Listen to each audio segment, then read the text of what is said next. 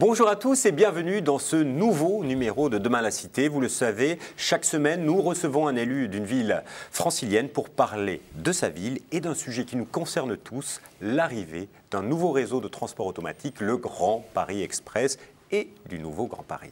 Ces nouveaux réseaux de transport auront des répercussions sur chaque commune qu'ils vont traverser. Et aujourd'hui, nous allons nous intéresser à la ville du Blanc-Mesnil et nous avons le plaisir d'accueillir son maire, Didier Mignot. Bonjour. Bonjour. Vous êtes un pur Blanc-Mesnilois. C'est rare de voir un maire qui est né et qui est élu de sa ville. Vous avez toujours habité au Blanc-Mesnil? Toujours, j'y suis né il y a 51 ans. Et j'y ai toujours vécu, j'y ai grandi, j'y ai fait une partie de mes études, bien sûr. Et puis, vous y avez travaillé également? Non, j'ai travaillé à l'hôpital Avicenne à Bobigny. Voilà, je suis issu de l'assistance publique hôpitaux de Paris.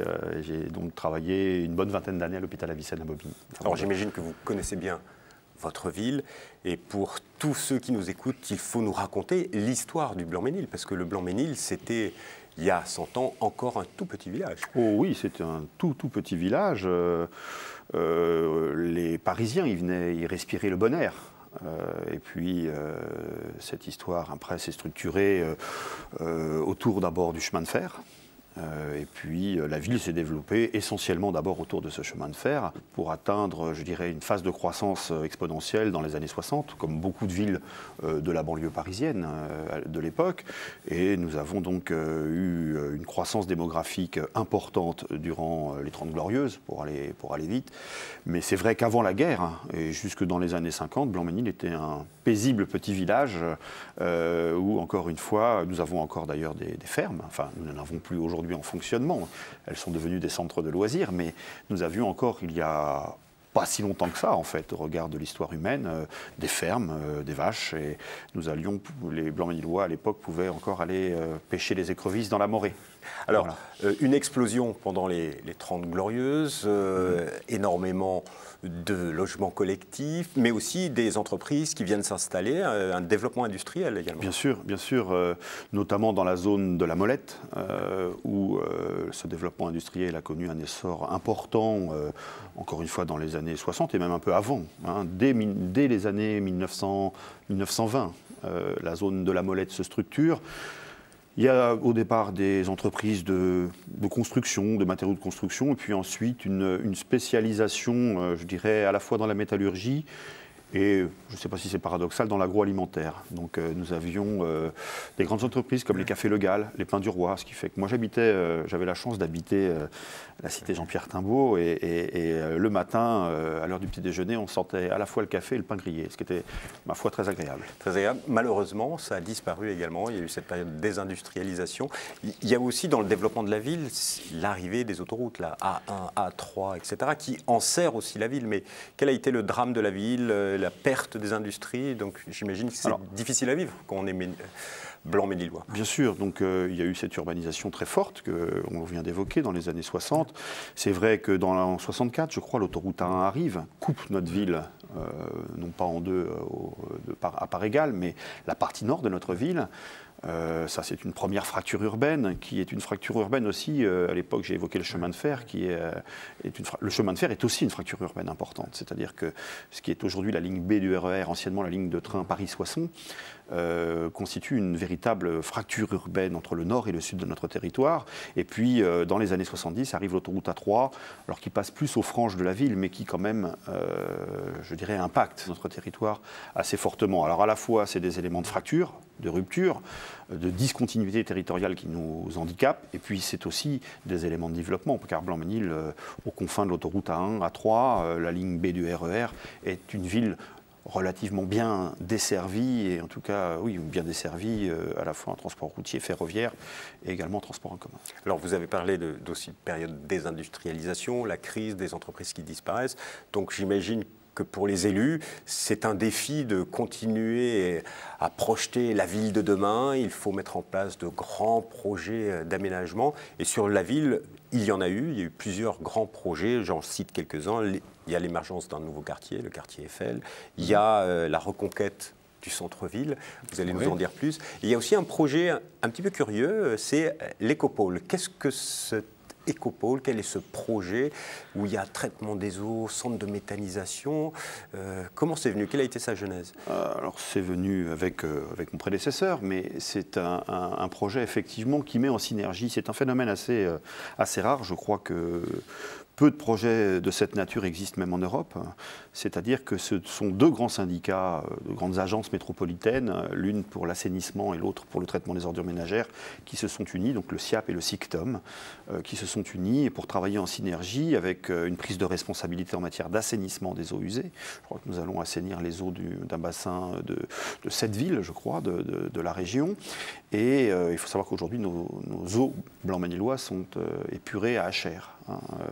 Donc c'est une prise de responsabilité en matière d'assainissement des eaux usées et également une prise de responsabilité par le SICTOM et le SIAP en matière de traitement des ordures ménagères, notamment par le traitement des biodéchets. Et la singularité de ce projet, c'est que les usines du SIAP et du SICTOM donc, fonctionnent en synergie puisque les boues issues de l'épuration des eaux usées seront traitées également par un procédé de méthanisation avec les biodéchets dans l'usine tout à côté du SICTOM. Tout cela étant relié, y compris par le rail, quelques centaines de mètres.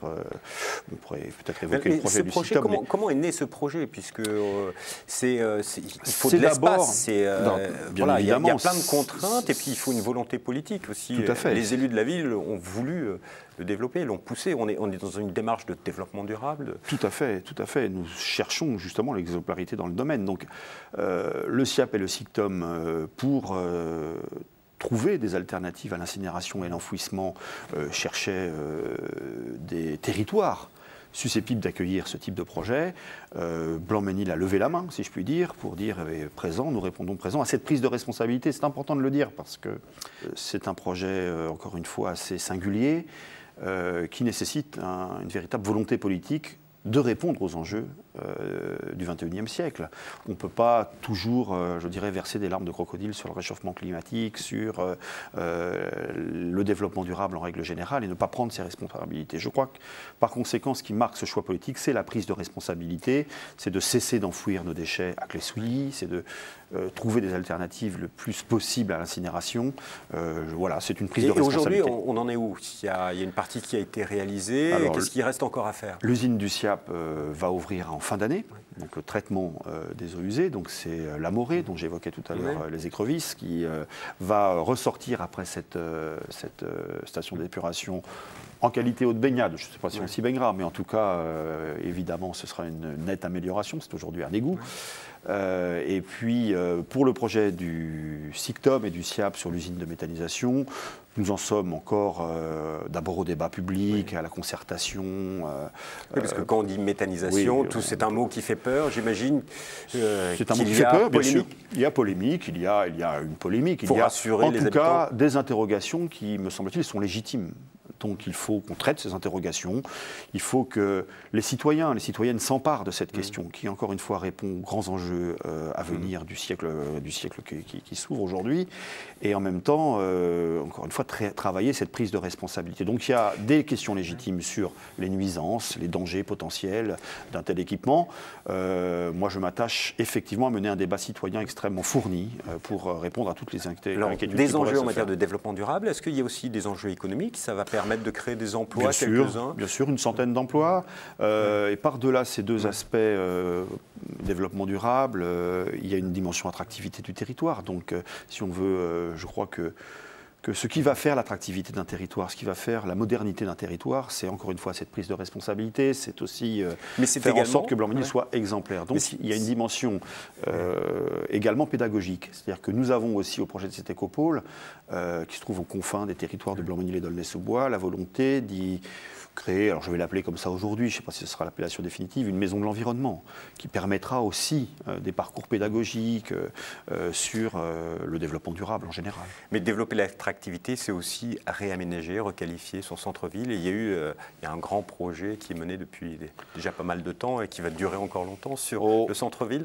Alors, oui, ça s'achève quand même. Nous sommes plutôt dans la phase terminale du projet, mais c'est vrai que c'est le temps de l'aménagement urbain, c'est un temps long toujours. Les premières réunions, les premiers débats, les premières idées, ça date des années 90. Donc 25 ans en fait de travail pour effectivement se doter d'un cœur de ville digne d'une ville de 52 000 habitants, qui a une autre vocation, en tout cas c'est ce que je porte, à être une ville dortoir, comme on nous appelait des fois trop souvent. Donc c'est un vrai cœur de ville qui s'achèvera en grande partie à la fin de l'année 2013, avec l'arrivée de notre cinéma municipal que nous réintégrons au cœur de ville, une résidence étudiante de 120 chambres. On vient d'y installer un commerce d'une grande marque de surgelés. Un projet d'aménagement d'un côté, mais aussi de création de services, de logements spécifiques, bien sûr, pour amener des activités nouvelles. Création de nombreux logements, à la fois en accession à la propriété, mais également de logements sociaux. Donc nous travaillons une mixité sociale, y compris dans ce cœur de ville, avec une prédominance, je dois le dire, de l'accession à la propriété, pour permettre aux Blanc-Ménillois et aux Blanc-Ménilloises d'avoir un parcours résidentiel, comme on l'appelle, et donc ne pas quitter leur ville, tout en pouvant accéder à la propriété dans ce cœur de ville. Voilà, donc aujourd'hui, on est dans cette phase un peu terminale. Je dois dire que, parce que c'est une information que je viens d'avoir, que la gare de triage du Bourget et le transport de matières dangereuses seraient susceptibles aujourd'hui de pénaliser un peu le développement et l'urbanisation de notre cœur de ville. Donc c'est un sujet qui me soucie aujourd'hui particulièrement et sur lequel je serai très vigilant dans les heures et les jours à venir. Voilà, je tenais à le dire. Comment ça se passe quand on apprend ce genre de nouvelles? Ça pose problème? Qu'allez-vous essayer de faire? Vous allez sensibiliser qui? D'abord, j'attends une notification officielle de choses. Donc, il est un peu prématuré de m'exprimer sur ce sujet. Je sais que des choses vont arriver. Mais en même temps, je souhaite d'abord prendre le temps de l'analyse avant de prendre des mesures dont je ne sais pas encore ce qu'elles pourraient être. Mais en tout cas, associer les citoyens, c'est sûr, les citoyennes, à cette prise de conscience et de responsabilité au cas où des choses viendraient à survenir sur cette question. Voilà, pour l'instant, je préfère en rester là, mais c'est vrai que s'il devait y avoir un réel frein à l'urbanisation de notre cœur de ville du fait de cette proximité de la gare de triage du Bourget, il est clair que nous aurons des mesures à prendre, et notamment à demander que les matières dangereuses ne transitent plus par cette gare de triage. Ce sera un élément du débat. Autre grand projet, c'est un nouveau quartier Eiffel, qui est un projet de requalification d'une ancienne friche industrielle. C'est une grande mutation. C'est la zone de la Molette que j'évoquais tout à l'heure, donc avec la désindustrialisation des années 70. Donc nous sommes effectivement au cœur d'une friche, pour aller vite, une friche industrielle, même si encore des activités existent sur ce site.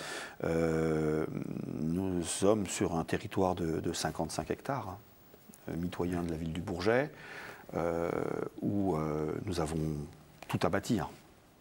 C'est vrai que nous avons, je dirais, posé les premières pierres de cette réhabilitation urbaine lourde avec l'ouverture du centre commercial plein air, la construction d'un 5e collège dans notre ville. Nous avons aussi, je livrerai vendredi, 76 logements sociaux sur cette partie du territoire. Nous sommes en attente de financement par l'Agence régionale de santé d'un établissement d'hébergement de personnes âgées dépendantes. Donc tout ça constitue, je dirais, la première pierre, le premier îlot de la régénération urbaine d'un quartier. Mais comment on travaille sur la régénération d'un quartier? Comment un élu travaille avec les urbanistes? Oui, bien sûr. C'est compliqué, c'est un temps, racontez-nous. De toute façon, d'abord c'est passionnant. Je crois que ça nous sort aussi du quotidien, parce que maire, c'est être présent 24 heures sur 24, à répondre aux préoccupations des habitants, mais c'est, je crois, aussi se permettre de se projeter dans l'avenir. C'est très important parce que c'est là qu'on vraiment dessine un peu l'avenir de notre territoire. Donc c'est très complexe. C'est beaucoup d'études à faire, à défaire. Quand on est devant une feuille blanche, c'est toujours un peu plus compliqué d'imaginer les choses. Donc nous faisons appel bien évidemment à des urbanistes. Nous travaillons avec 3 grands cabinets d'urbanistes, architectes, qui d'ailleurs sont eux-mêmes membres de l'atelier du Grand Paris, donc qui nous aident à structurer nos réflexions sur ce sujet. Nous travaillons en collaboration avec les villes voisines aussi, parce que je crois qu'il faut que nous puissions travailler en complémentarité pour ne pas, je dirais, se marcher les uns sur les autres et essayer de travailler un schéma de territoire qui réponde aux enjeux du développement. Et surtout, je crois aussi, en ayant toujours à l'esprit les habitants et les habitantes. J'ai une formule, puisqu'on va revenir peut-être sur le Grand Paris, mais il ne faudrait pas que ces aménagements urbains signifient pour les habitants du Blanc-Ménil, ils aménagent, on déménage. Donc je crois qu'il faut que, effectivement, les aménagements urbains que nous imaginons aujourd'hui puissent permettre aux habitants et aux habitantes d'améliorer leur vie quotidienne, mais surtout qu'ils puissent rester ici. Et justement, ce quartier sera desservi par une des nouvelles stations du fameux Grand Paris Express. Donc c'est un formidable potentiel, justement. Que pensez-vous de ce Grand Paris Express qui finalement voit le jour aujourd'hui? Oui. Bon, les annonces du Premier ministre ont rassuré un peu tout le monde sur ce sujet, même si les délais ont pris un petit peu de retard. Mais l'important, c'est que ces choix sont confirmés. Moi, je m'en réjouis particulièrement, puisque au tout départ, quand Christian Blanc, alors ministre du Grand Paris, est venu me voir, une gare se promenait entre la gare du Bourget et la cité Germain-Dorel au Blanc-Ménil. Aujourd'hui, nous avons 4 gares sur le territoire. Donc ce projet a considérablement évolué.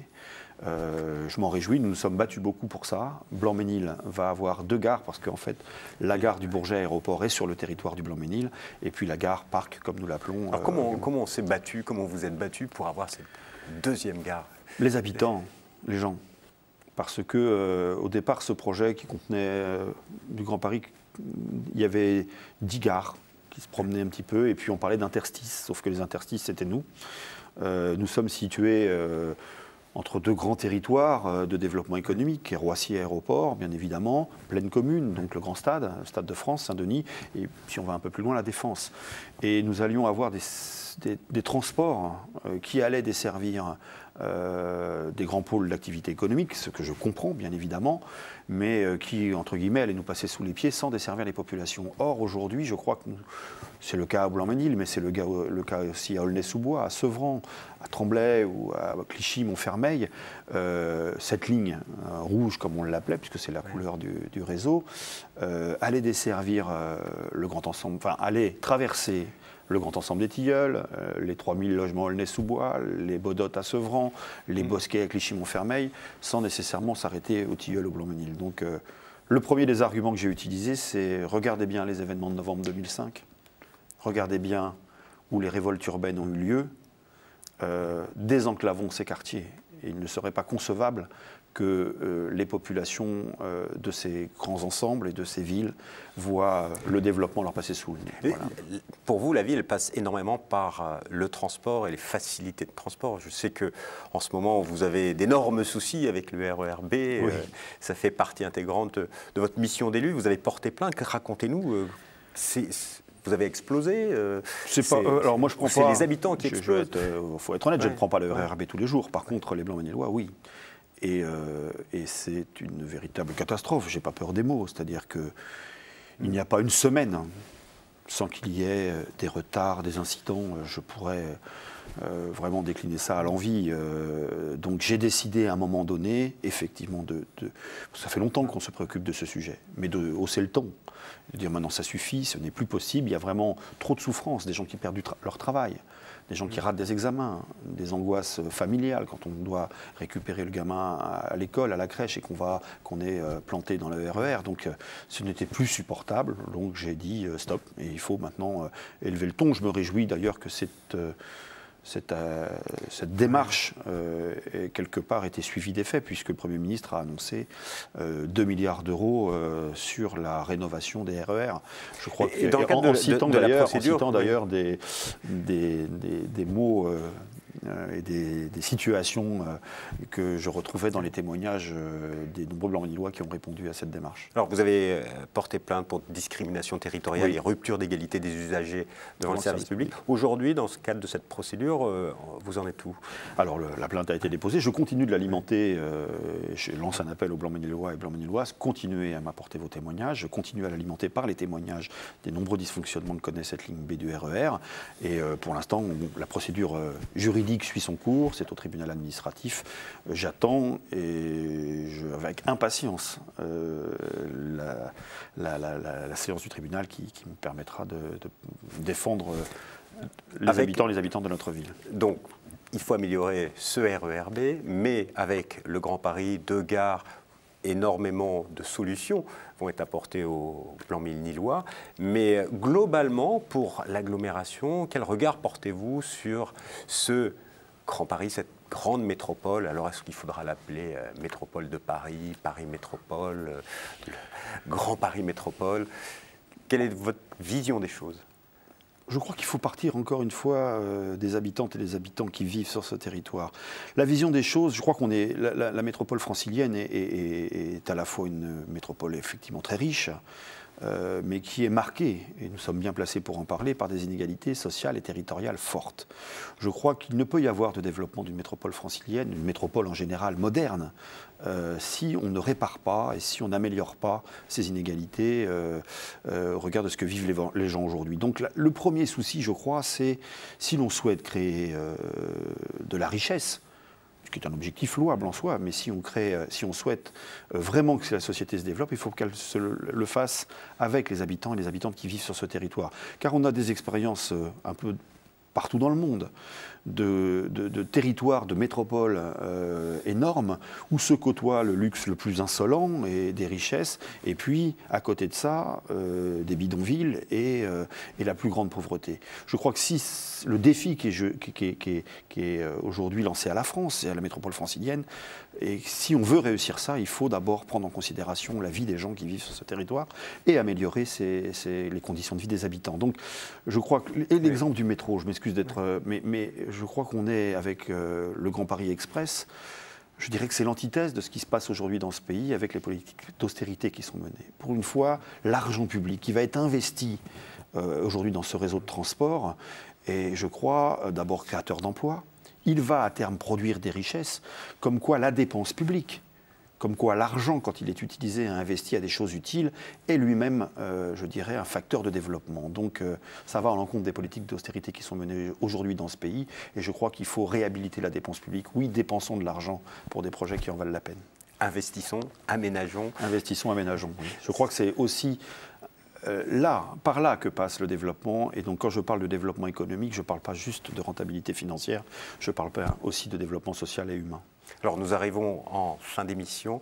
Nous avons 3 questions que nous posons à tous nos élus qui viennent sur ce plateau. Tout d'abord, si vous aviez un projet fou pour votre ville, quel serait-il? Oula, un projet fou... Oh, je viens d'évoquer les fractures urbaines de notre territoire, même si ça ne dépend pas évidemment que de la ville, mais je crois que si on pouvait enterrer, non pas supprimer, mais enterrer, masquer nos autoroutes et les couvrir complètement pour faire de belles trames vertes, ce serait pas mal. Et créer plus de liens avec les communes. Coudre notre territoire, bien évidemment. Voilà, donc voilà, un projet, mais il peut y en avoir beaucoup d'autres. Enterrer la 1 et la 3. Enterrer la 1 et la 3, mais voilà, mais pas leur fonctionnalité. Deuxième question, quel est le lieu à visiter si on passe au Blanc-Ménil? J'allais dire Blanc-Ménil, mais parce que nous avons un patrimoine architectural avec l'URSA, avec la cité Germain d'Orel, avec le château d'eau qui a été primé en banlieue 89. Donc, bon, nous organisons d'ailleurs un parcours de ville. Peut-être, allez, pour être un peu dans la légèreté, nos vignes. C'est pas banal non plus que... Il y a des vignes Il y a des vignes à Blanc-Ménil, et j'ai d'ailleurs le plaisir de vous remettre une bouteille de vin blanc du Clos Blanc-Ménillois. C'est pas tous les jours que nous offrons ce type de vin blanc. C'est un vin blanc que nous n'avons pas le droit de vendre, hein, je rassure tout le monde, à consommer avec modération bien évidemment. Mais à voir donc les vignes et le parc urbain. Du Blanc-Ménil et le parc urbain. Et dernière question, quel est l'événement à ne pas manquer dans l'année au Blanc-Ménil? Il y en a beaucoup, mais peut-être parce que c'est un événement qui se déroule au parc urbain, qui est le plus grand parc espace vert communal de Seine-Saint-Denis. Je mets évidemment de côté les parcs départementaux, mais je crois qu'il y a la fête de la ville. La fête de la ville qui se déroulera le 22 juin, je crois, parce que c'est la richesse du tissu associatif, la richesse démocratique avec l'expression des partis politiques qui sont présents sur le territoire. C'est dans le parc urbain et c'est, je crois, voilà, la population de Blanc-Ménil qui se rassemble pour passer un moment agréable. Donc et puis peut-être 2013, les 20 ans de notre forum. La culture, c'est aussi très important et notre forum, c'est l'équipement culturel. C'est une conventionnée où de nombreuses compagnies en résidence sont passées. Voilà, donc peut-être plein d'événements. Les 20 ans du forum et peut-être bien évidemment la fête de la ville. Monsieur Mignot, merci beaucoup. Merci à vous. Merci à vous. Quant à nous, on se retrouve la semaine prochaine pour un nouveau Demain la Cité. Vous pouvez revoir cette émission sur notre site internet www.demain.fr. À bientôt.